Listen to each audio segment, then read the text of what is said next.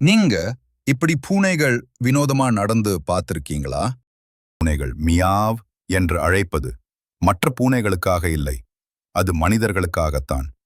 சில பூனைகள் நிலநடுக்கம் வரப்போகும் போது அதற்குள் உணர்ந்து பதட்டமாக நடக்கும், ஏனெனில் அவங்களால் தரை அதிர்வுகளை உணர முடியும். பூனைகள் நம்ம உணர்ச்சிகளை கூட புரிந்து கொள்ளும்.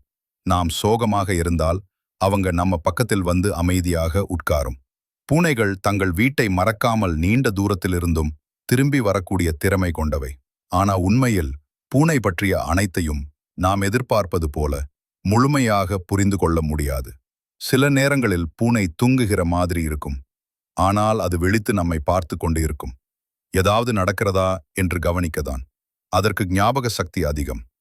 யாராவது அதன் மீது நன்றாக நடந்து கொண்டால் அதை அது நன்கு நினைவில் வைத்திருக்கும். ஒருவேளை யாராவது மோசமாக நடந்து கொண்டால் அதையும் அது மறக்கவே மறக்காது. நம்முடைய நடைக்கே உரிய சத்தத்தை கேட்டவுடனே நாம் தான் வருகிறோம் என அது அறிந்து கொள்வது சகஜம். மிக சுவாரஸ்யமான ஒன்று என்ன தெரியுமா? பூனைக்கு நம்ம கண்களுக்கு தெரியாத ஒளியையும் அல்ட்ராவயலட் லைட் பார்க்கும் சக்தி இருக்கு. அதனாலதான் சில நேரம் எதுவும் இல்லாத இடத்துல அது எதையோ பார்த்த மாதிரி திடீர்னு பயந்து போயிடும். முக்கியமா நம்ம வீட்டு பூனைகளுக்கு புலிகளோட 95% ஒரே ஜீன் இருக்கு.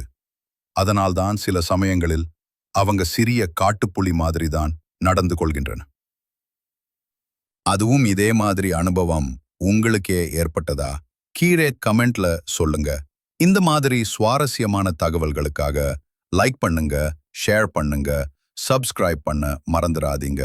நன்றி.